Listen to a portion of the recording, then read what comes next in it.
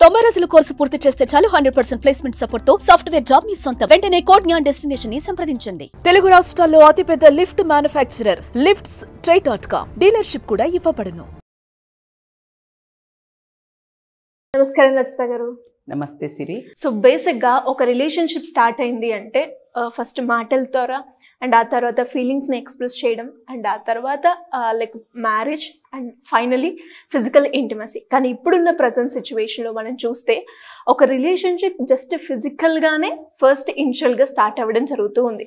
మరి అలా ఒక రిలేషన్షిప్ ఫిజికల్గా స్టార్ట్ అయిన దాన్ని మనం ఏ విధంగా డెవలప్ చేసుకోవచ్చు అంటారు? బేసికల్గా మీరు అడిగిన దాన్ని బట్టి నాకు అర్థమైంది ఏంటి అంటే, యాజ్ ఎవ్రీబడి నోస్, ఇవాళ మనం పెద్ద దాచి కొంతమంది ఇలాంటి టాపిక్స్ మనం ఎప్పుడైనా కొంచెం థంబ్నెయిల్స్ అట్లా చూడాలి అని మామూలుగా పెట్టినప్పుడు ఇన్ఫర్మేటివ్గా మీరు అన్నీ నేర్పిస్తున్నారా లేకపోతే చెడగొడుతున్నారా అని కొంతమంది మాట్లాడడం జరుగుతుంది. బట్ టు ద సర్ప్రైజింగ్ ఏంటంటే, బయట జరుగుతున్న వాటి మీదనే ఏమైనా కొంచెం ఒక సలహాదారులాగా, లేకపోతే ఇలా జరుగుతున్నాయి అని తెలియని వాళ్ళకి, మీ పిల్లలకి ఇలా జరుగుతోంది మీరు కేర్ఫుల్గా ఉండండి అనో, ఏదో ఒకటి ఇలాంటి ఎఫెక్ట్ వస్తుంది, ఇలా చేస్తే మీరు తొందరపడి ప్రాబ్లమ్స్ వస్తాయనో మనం ఒక ఆగా చేయటం అయితే జరుగుతోంది సొల్యూషన్ ఓరియంటెడ్గా. ఖచ్చితంగా whatever we're doing today, this points are useful, use అవ్వాలి. జీవితాలలో ఒక చిన్న మార్పైన వస్తుందేమో అని అనుకుని చేస్తున్నాము, వస్తుంది అని చెప్పేసి మనకు డైరెక్ట్గా వచ్చి చెప్పడం జరుగుతోంది. చాలా రకాలుగా కౌన్సిలింగ్లకు రావడం జరుగుతుంది.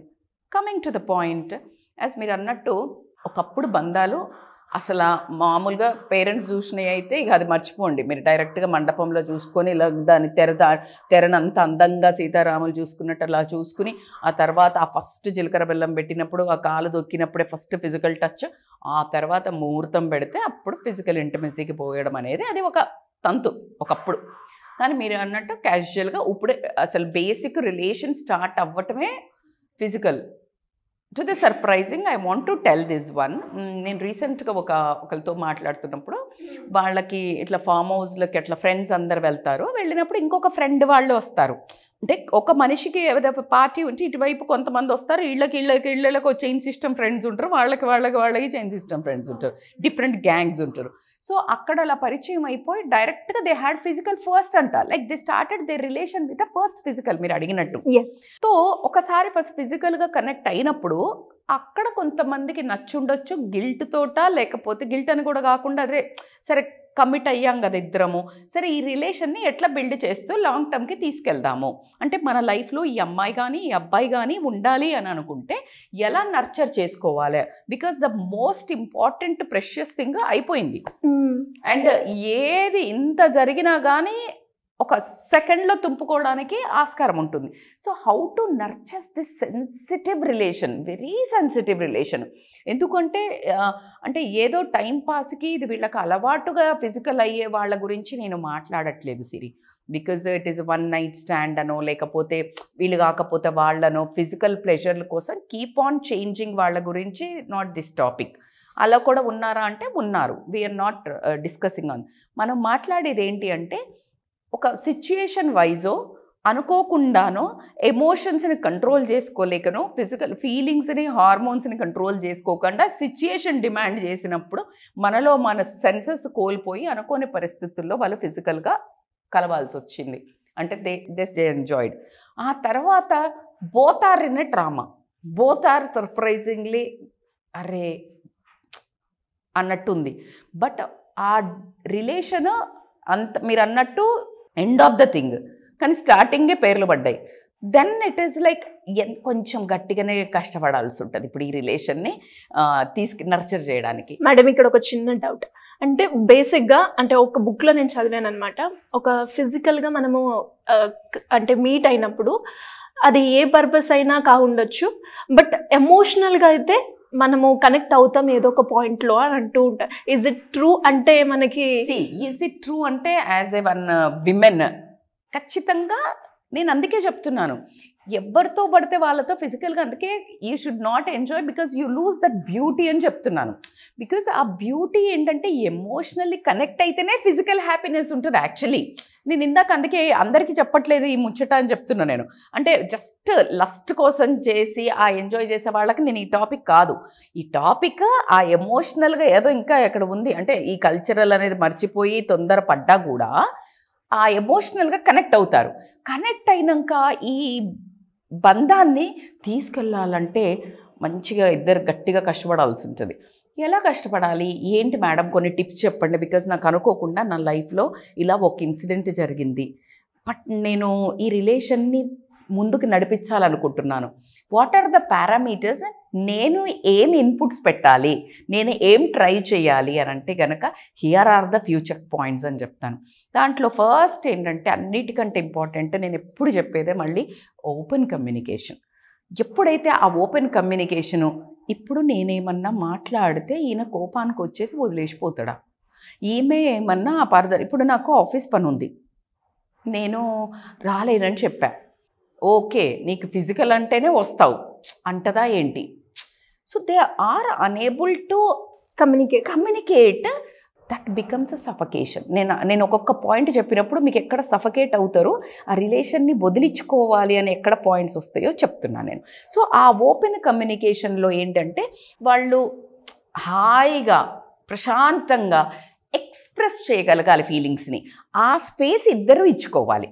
అంటే అంత కాన్ఫిడెంట్గా ఉండాలి. అంటే నేను చెప్తే ఏం అనుకోదు అని అంత స్పేస్ మాత్రం ఇద్దరు ఇచ్చుకోవాలి. ఇక్కడ నేను ఎవరు అని చెప్పను, జనరల్గా ఒక చిన్న అట్లా డౌన్లో 49%లో లేడీని విక్టిమ్గా అనుకోవడం జరుగుతుంది. నన్ను వాడుకున్నావు కదా అనే వర్డ్ వచ్చేస్తుంది ఫస్టే, మోసం చేసావు కదా అనే వర్డ్ వస్తుంది. కాబట్టి ఆ విక్టిమ్ కార్డ్ ప్లే చేయకుండా give space to each other ఓపెన్గా.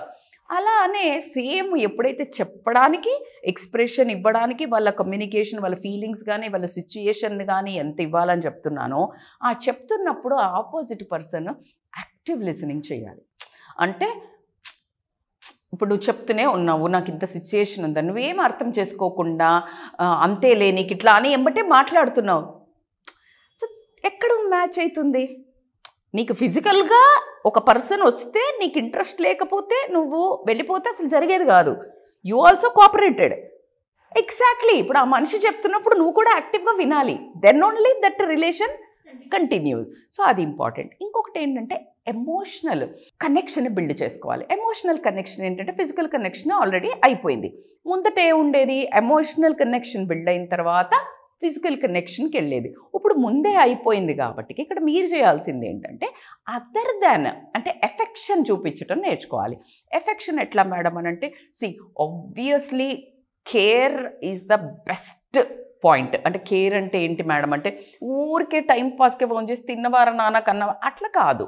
రియల్ టైంలో పడుకోవడం దగ్గర నుంచి అసలు ఎలా నడుస్తోంది, వీళ్ళు మంచిగా నిజంగానే తింటున్నారా, లేకపోతే వాటర్ తాగుతున్నారా, లేకపోతే అదర్ దాన్ సెక్షువల్ ఫీలింగ్స్ కాకుండా ఎఫెక్షన్ చూపించడం. అదేంటి madam, holding hands, hugs and cuddles, like రియల్గా ఐఎమ్ దేర్.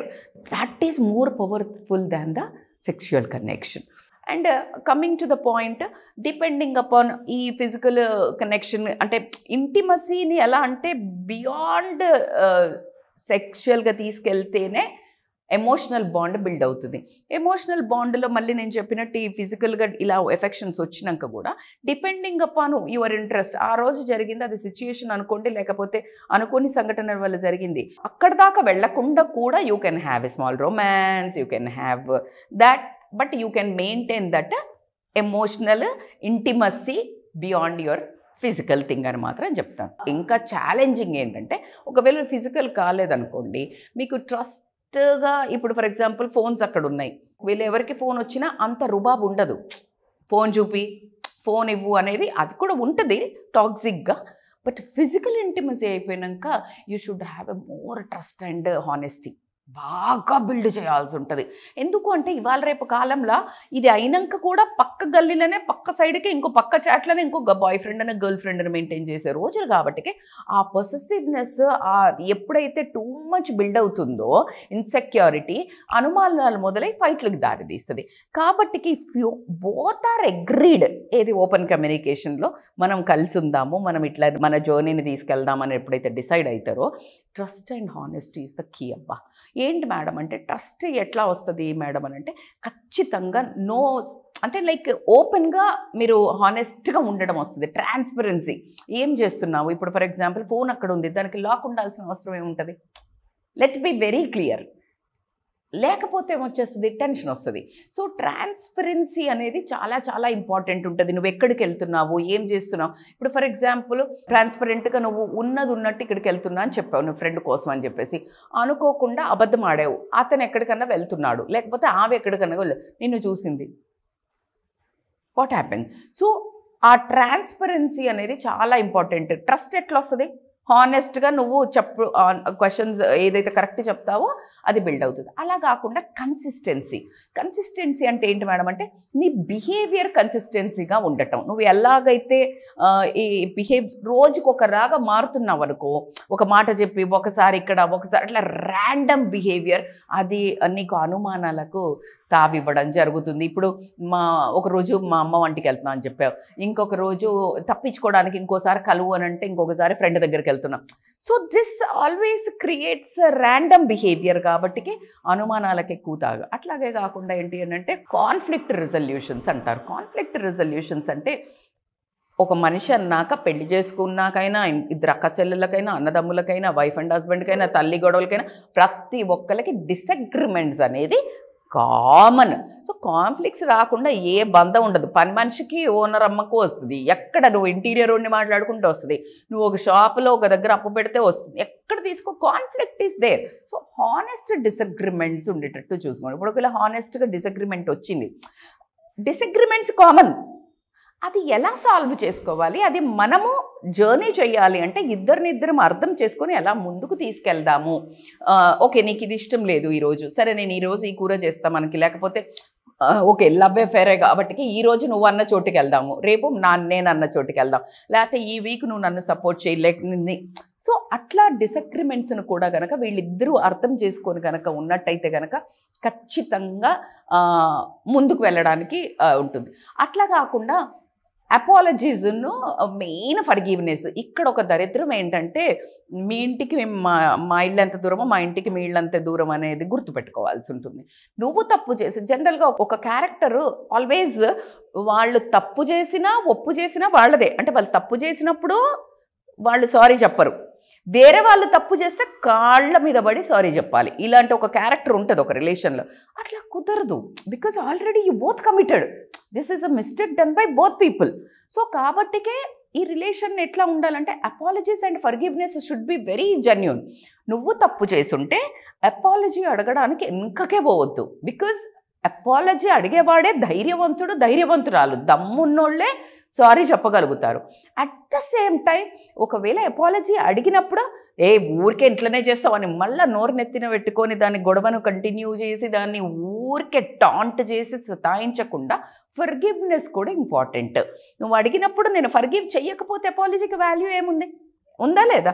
అసలే లేదు. సో కాబట్టి apologies and forgiveness should go hand in hand. అట్లాగే క్వాలిటీ టైం రా బాబు, ఇక్కడ వస్తుంది కథ. ఎందుకంటే జనరల్గా ఫిజికల్ ఇంటిమసీ లేకపోతే ఏమవుతుందంటే నువ్వు ఏమన్నా అడగంగానే ఇంక ఇప్పుడు నాకు కావాలి కదా అన్నట్టు ఏం చేస్తారంటే రానంగానే ఇట్లా రెక్కలు కట్టుకొని గాల్లో తేలినట్టు ఉంది అనుకుంటూ ఉరికొస్తారు. కొంచెం అది తగ్గిన తర్వాత ఏమవుతుందంటే గర్ల్ ఎప్పుడన్నా అడిగినప్పుడు జనరల్గా ఇది గర్ల్స్కి అవుతుంది ఈ experience. When they want something, they ask something, negligence కనిపిస్తుంది. నెగ్లిజెన్స్ కనిపించే వరకు వీళ్ళకి ఈగో హర్ట్ అవుతుంది. అంటే అవునులే ఇప్పుడేమో సో ఇమ్మీడియట్గా వస్తుంది అనగానే వాడికి ఈగో హర్ట్ అవుతుంది. నేను అలాగా ఇన్ని రోజులు నేను కలిసి లేనా, నాకు నిజంగా సో ఇదన్నిటికీ irrespective of having your busy schedules you need to plan your dates often. ఎలాగైతే నువ్వు రియల్గా ఒకవేళ ఫిజికల్గా నువ్వు ఇంటిమసీ కాకపోతే కూడా ఎలా ఎంత నీకు తుత్తరు ఉంటుందో, కలవాలని ఎక్సైట్మెంట్ ఉంటుందో, that all butterflies in the stomach ఉంటుందో, you need to have that the same thing with her or with him to meet that excitement, to have that romance, అదంతా ఖచ్చితంగా you need to prioritize irrespective of your busy schedules. ఎక్కువ effort పెట్టాల్సి ఉంటుంది, priority to each other. So అది చాలా important. అట్లానే కాకుండా అంటే ప్రయారిటీ ఎందుకు చేసుకున్నావు, ఇప్పుడు కూర్చున్నావు, మళ్ళీ ఇద్దరు కూర్చొని ఫోన్లు పట్టుకున్నారు. So unplug that mobiles, quality time. అందుకే నేను చాలా క్లియర్గా మెన్షన్ చేశాను, quality time you need to mention. ఇవన్నీ చేసుకుంటూ వెళ్తున్నప్పుడు నీకు ఖచ్చితంగా ఇంకా మన ఫ్యూచర్ బిల్డ్ చేసుకోవాలంటే కావాల్సింది ఖచ్చితంగా పర్సనల్ గ్రోత్. పర్సనల్ గ్రోత్ అంటే ఏంటి, ఖచ్చితంగా కెరియర్ బిల్డింగ్ కానివ్వండి, ఒకరిదొకరు. ఇప్పుడు నీకు ఈ జుజుబీలు మాట్లాడుకుంటూ ఇవన్నీ బిస్కెట్లు వేసుకుంటూ కూర్చుని ఒకరినొకరు ప్యాంపర్ చేసుకుంటే కడుపులోకి ఎట్లా వస్తుంది. రేపు ఫ్యూచర్ రిలేషన్కి ఈ పేరెంట్స్ ఆ పేరెంట్స్ అడిగితే you need to show your career, right? So దానికోసం అని ఏం చేయాలంటే ఇప్పుడు ఫర్ ఎగ్జాంపుల్ నువ్వు ఏమైనా చేస్తున్నాడు పని ఆయన, you need to support his growth.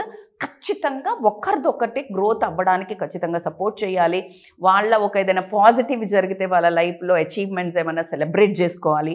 అదే ఛాలెంజెస్ వచ్చినప్పుడు సపోర్టివ్గా ఉండాలి, పక్కన నేను ఉన్నాను అని. అట్ ద సేమ్ టైం ఇద్దరు mutual, it is not at all build with one man girl అనేది అసలు విమెన్ అనే సంబంధం లేదు. ఇంకొక వైపు నుంచి చూస్తే పర్సనల్ గ్రోత్ ఇంపార్టెంట్. ఎప్పుడైతే పర్సనల్ గ్రోత్ మీద ఫోకస్ చేసిన వాళ్ళు సక్సెస్ కాని దాఖలాలు లేవు Siri. Personal growth always place important role in maintaining the relationship so beautifully. So personal growth is very important. Understanding your character. నేను ఇలా బిహేవ్ చేసి ఉంటానా, ఆమె అప్పుడు ఫర్గివ్ చేస్తే నేను చెయ్యలే. సెల్ఫ్ అనాలిసిస్, పర్సనల్ గ్రోత్ ఒక్కొక్క మెట్టు ఖచ్చితంగా లోపల కొడుతూ ఉంటాయి మనకి ఎప్పుడైనా తప్పులు చేసినప్పుడు.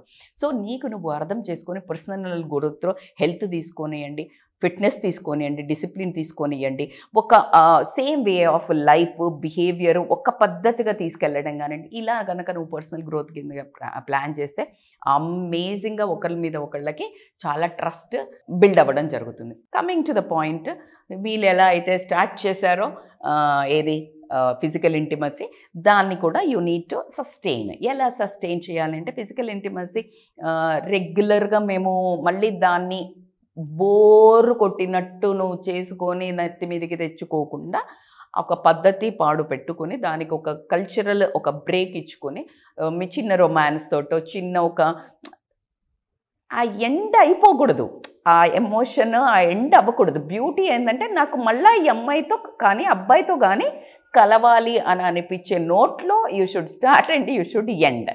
అది ఏ రేంజ్కి తీసుకెళ్ళాలి, మనము మనకు లైఫ్లో ఎక్కడ దెబ్బ కొట్టకూడదు, ఎమోషనల్గా మైండ్ సెట్ అంటే కల్చరల్గా కూడా రేపు ప్రొద్దున నువ్వు ఏ మిస్టేక్ చేసినా రిలేషన్ ఒకవేళ ఎండ్ అవ్వలేదనుకోండి, తీసుకెళ్ళలేకపోతే ఎంత ఘోరంగా ఉంటుంది కదా. వాళ్ళు మళ్ళీ ఎప్పుడైనా వెనక్కి వెళ్ళినప్పుడు వాళ్ళ గిల్ట్ అనేది లైఫ్లో చంపేస్తుంది. సో కాబట్టి అది కూడా హౌ యూ టేక్ ఆఫ్ అనేది ఇట్స్ టోటల్లీ యువర్ పర్సనాలిటీస్. అది ఎంత దూరం వెళ్తుంది అనేది మనిషి మీద మనిషికి నమ్మకం రావడం జరుగుతుంది. నువ్వు అస్సలు కూడా ఒకవేళ బిల్డ్ లేకపోతే కూడా కట్ అయ్యే ఛాన్స్ ఉంటుంది, ఎందుకంటే వేరే వైపు మొగ్గడం చూపిస్తారు.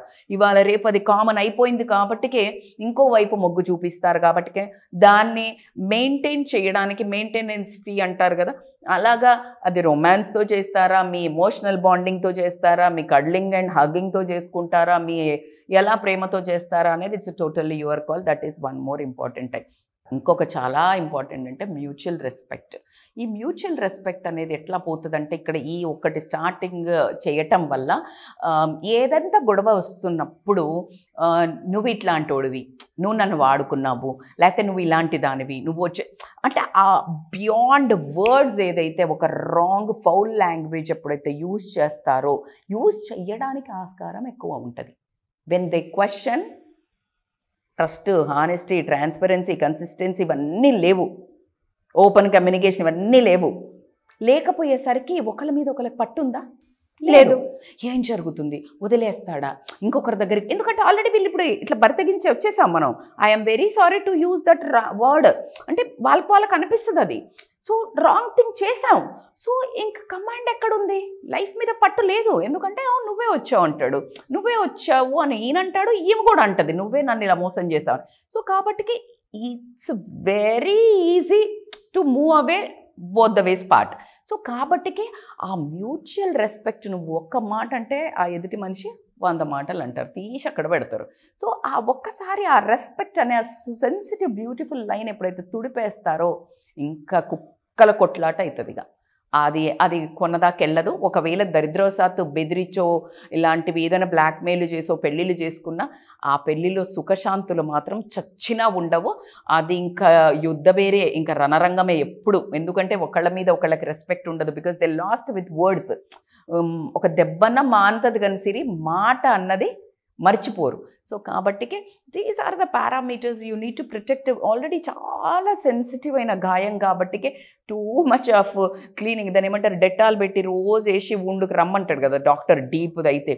సో అట్లా రోజుకి దాన్ని మంచిగా బ్యాండేజ్, కేర్, డాక్టర్ దగ్గర హీలింగ్ ఇట్లా అన్నట్టు చాలా సెన్సిటివ్గా తీసుకెళ్తే కనుక చాలా బాగుంటుంది. ఎందుకు అంటే అది చాలా ఈజీ కాదు, చాలా కష్టతరమైంది.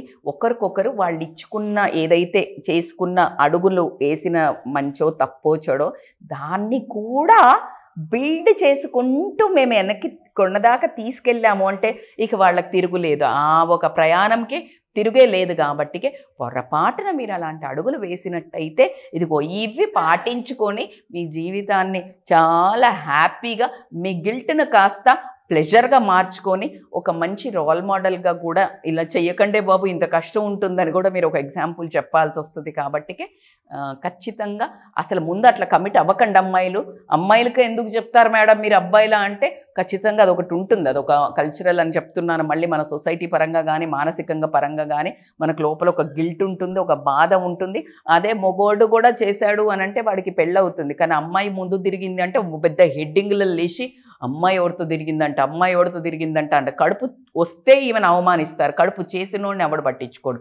సో ఇలాంటి ఒక సొసైటీలో బ్రతుకుతున్నాం కాబట్టికే 200% don't entertain a physical until you commit for a whatever the relation. I don't know, live in anukuntunnara, situationship anukuntunnara, whatever you are thinking, whatever, take the benefits out of the hit. Atla cheptaru madam ante barabar cheptanu, because the most valuable benefit when you both are engaging yourself, go for commitments. ఏమేం కావాలా, ఇద్దరం ఏమనుకుంటున్నాము రాసుకుని అప్పుడు you start. పెళ్ళి అనుకుంటే మాత్రం ఆ అందమైన పెళ్ళి తర్వాతే ఈ యొక్క హ్యాపీనెస్ పెట్టుకుంటే ఇంత ప్రెషర్ ఉండదు.